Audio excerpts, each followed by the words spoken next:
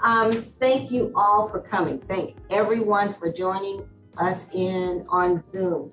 Redemption Realty is a full service company. We've got some ideas, some out of the box ideas on how to survive in this market and in this industry right now. We're not a standard forward thinking type company. We believe in relationship.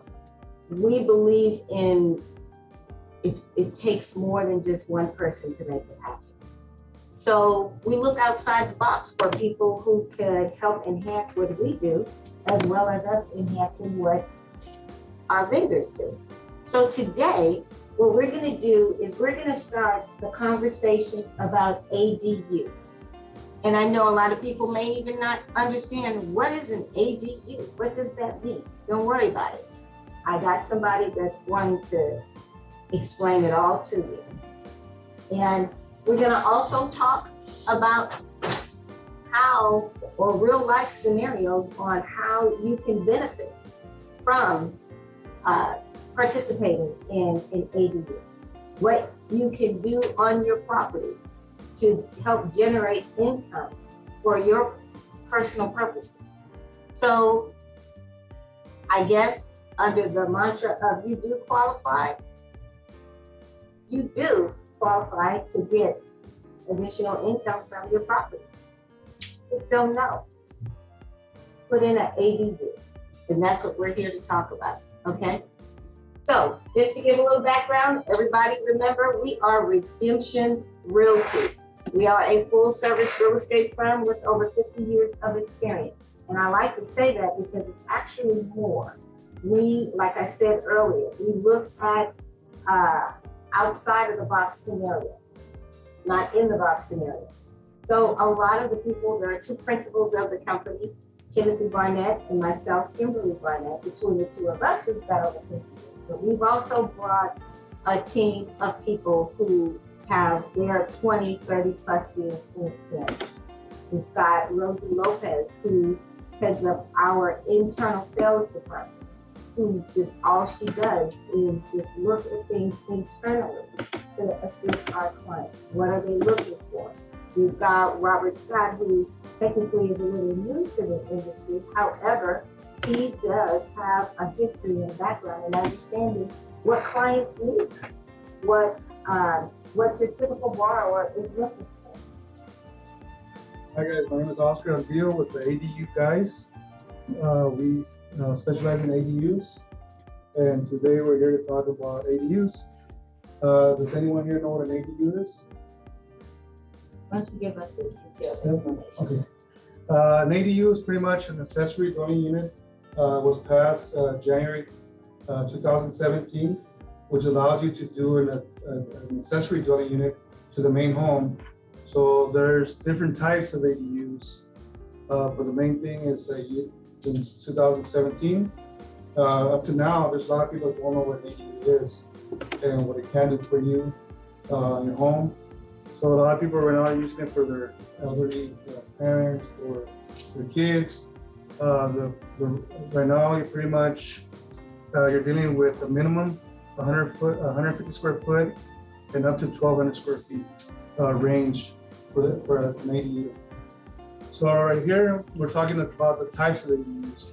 I'm going to start with the garage conversion. A lot of people feel that the garage conversion is the main, that the ADU was just for a garage conversion. So there's a lot of misinformation that kind of let them think, well, I don't want to convert my garage because I need it. As time goes by, people get more involved and they realize that the garage conversion is not the only type of ADU you do. So typically a garage conversion, most cities, City of LA, just most cities in general, they tend to have a detached garage. So there's different factors between a detached garage and an attached garage. So an attached garage, you can convert it into a studio or a one bedroom. Me personally, I'm always recommending a one bedroom instead of a instead of a studio setup. Right now, for also a detached garage, when you do a detached garage, there's other factors that really come into play that can affect you financially in the sense of foundation. So typically, the detached garage homes, those were the older homes that were built in the 1960s and back. And the older the garage is, the chances of you not having the minimum footing will impact your costs. And a lot of people don't know this. The homeowners, sometimes the people providing the blueprints, or even the contractors at sometimes. Housing issues, that is the key, housing issues. So Oscar, you and I both know that the city of Los Angeles and a lot of the surrounding cities has made changes. They deregulated building additional units on your property. They deregulated it because, as he said, housing issues. There's a lot of homelessness happening in Los Angeles today. And so this is the way that our governor, so to speak, is starting to address the housing market in Los Angeles. So build a small unit or a couple of small units depending on how big your lot is. So a lot of people would never even think about building multiple units on the back of their property. You can do it. You just don't know. Guidelines have changed.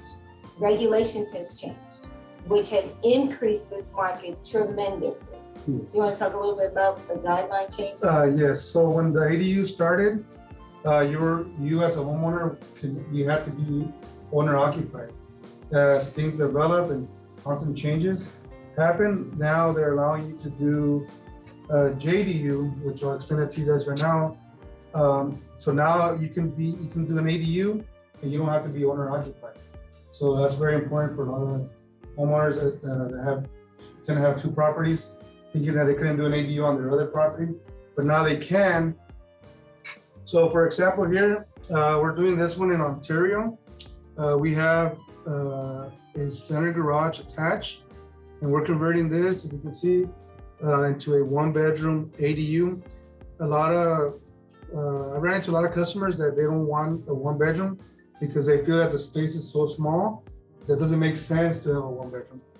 I disagree. My personal preference would be to do a one-bedroom because all you have is this door and a small wall dividing the space. So if you had this open, now that's a studio.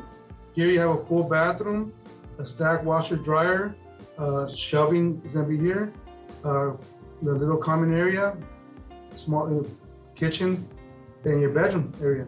So if you didn't have this wall, you would have a studio, but for rental purposes and comfort, you're better off doing a one bedroom. The wife can be in the bedroom, husband can be watching the game. So, there's a little separation in space. You did it again, Gerald. Okay. That's 1,000. In this case, you don't want to be watching the game, right? Or maybe you do. But anyways, so this is what we had here on this particular property. We had a 20-foot by 22.3. Actually, yeah, outside is 22.3. So this standard garage attached to the main home became this. Okay, your garage, here is not making you any money. There's no benefit to it unless you really use it for your car. So many people do not use it for their vehicle, and now this is a benefit. See the big difference? So this ADU, so in this case, we call this one a JDU, but this could have become, in most cases, if the homeowner doesn't know that this could be a JDU instead of an ADU, then they would probably go for an ADU. And then later on, if they wanted to do an ADU in the back, they would have to go through other loops to change this to a JDU and then do the ADU in the back. Okay, so we'll talk real quick about the minimum footing, as I mentioned earlier. So pretty much this is for homes that the garage was built in the 1960s or older, the 1900s and 1920s. The majority of them don't have a foundation, which is required to convert this into an ADU. So the 30s, the 40s, they tend to have it, but they're still paying the catch, you might have it, you might not. So the city will approve your blueprints, but you're not knowing this, it becomes pretty much a blank check for the person doing the work for you guys. So you want to know this. So I call it your pros and cons. That's why we always recommend a consultation. So we can go out there and assess your property, let you know how you can check it and know if you have it or not. Lot property ready for it. So I call the garages that do not have the footing or falling apart for the most part, or have the curve, which I call it a stem wall. I call those, they're not ADU ready. So you want to know if your garage is ADU ready, but sometimes if your garage is not ADU ready, you might be better off either demolishing the garage and doing a brand new ADU, or building an ADU attached to that garage, or detached from that garage, if you have a space. So what about people, and that's interesting, but what about people who have a big lot? It just goes all the way deep in the back. Do they even have to touch their garage? You don't have to touch it. You can do it detached, leave your garage without, for your normal use. You can go and build up to 1,200 square foot in the rear. And then besides that, you'll be able to do a JDU. So right now you're allowed to do 2 ADUs on a single residence. You have your JDU that, let's say you have a big home and you have a family room that you don't use. You want to convert that into a studio or a 1-bedroom JDU, and then build your 1,200 square foot in the rear. You can do it. And that's good. That's So we talked about the city zoning. Some cities have very specific zonings. So far, Oscar and I have kind of worked out a little bit of a process in just getting our clients, Redemption Realty clients, kind of acclimated with this whole process, where he will go out and look at the property or give me his input on certain areas that he already knows where the property is. So, like he said, that is a real critical piece to it, because we've had clients in Compton, Los Angeles, certain zip codes in Los Angeles will allow certain things.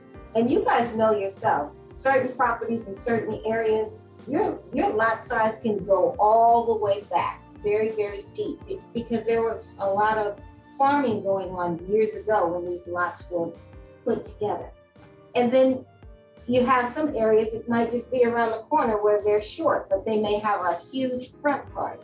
So all different pieces to that, we got to understand what the city is actually saying about that.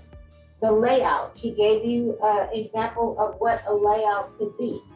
On a very simple basis, if you have a small home in the front, you want to walk through this process, it's either a junior or a regular, and you can go deeper in the back.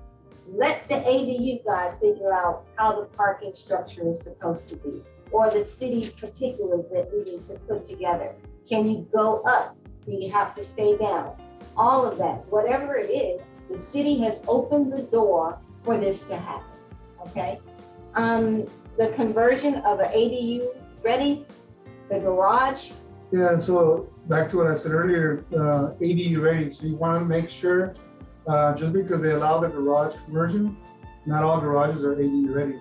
So what that means, if you don't have a foundation, your garage is deteriorated, it doesn't make sense to use your garage as an ADU.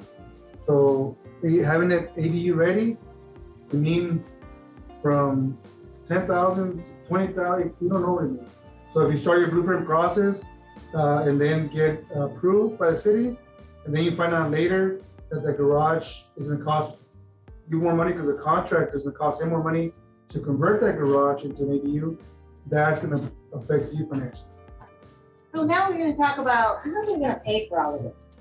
Where's the money come from in doing all of this? And as I said before, our motto of this is you do qualify, you just don't know that you do. So my goal and our role at Redemption Realty is to go out and find the financing that's available for everybody. We are a licensed broker in the state of California. I love the fact that we are a broker because it gives options to all of our customers. I'm not reviewing files just on one set of underwriting guidelines. I'm reviewing files based on the best lender that has the best program for my individual clients. And that could be a multifaceted list of different lenders that we deal with. Last month, we talked about purchasing with the FHA down payment assistance program. A lot of people didn't even realize that you can get an FHA loan financed for 100%, a 93% first, or 96% first and a 3% second. 100%, and you don't even have to pay for that second.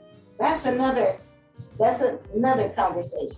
But I just kind of wanted to throw it out there today because financing is available, but it depends on where you sit within your credit, within your history of how you've maintained your mortgage over the years since you own your property. So in this case, we're talking about ADUs. So let's just use the scenario of you already own your property. You've owned your property for many years and you establish a level of equity within that property. We all know over this last year, property values have soared up in numbers that we've never really seen before. And they've been maintained. Why? Because interest rates remain down low. I was laying in bed this morning and I heard the news that said interest rates are going to start going up because of the inflation. Okay? I don't think it's going to jump all the way like that automatically, but I'm just saying now is the opportunity. If you're going to do something, now is the opportunity to start doing your research and figuring this out of what you want to do. There are what we call cash out refinancing. So we can get you up to a level of maybe possibly 80 or 90%, depending on where you sit with your own credit rating and things like that. That's called conventional. There are other resources. As Oscar has laid out, there's a lot of grants that the city is giving people to participate in these programs. Typically, we do what's called a cash out refinance, okay? Now, we're talking about people who have owned their home for a bit, so you have an established mortgage, correct? And let's just say you're stellar. You make your payments on time. You care about your credit, so you have a pretty decent credit score.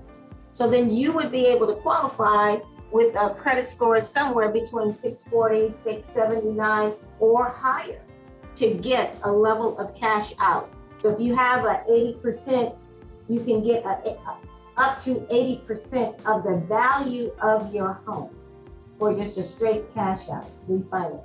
What that would do, it would pay off your existing first mortgage and give you additional cash so that you're only making one payment. If you choose, some of the trade line requirements are a little restrictive because we're going to be looking at, okay, so if I'm going to give you all this money, you have a history of making a mortgage payment. You have a history of paying your car note. Are you good for me to give you all this additional money?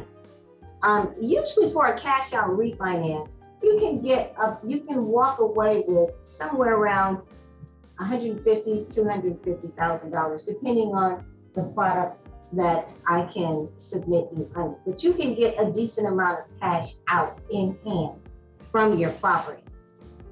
However, if you own your property. Let's say we're talking about investments. You're an investor.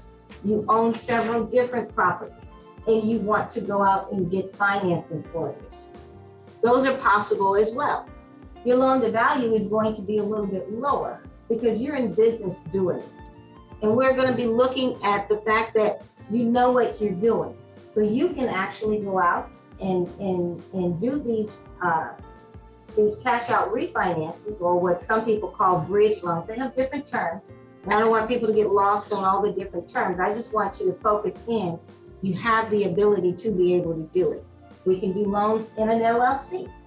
So if you don't want to take that personal liability, we can do a loan under a LLC or a partnership. If the property you put in a trust, we have strong relationships with title companies to walk us through trust, where we can do these loans and still protect the property within that trust.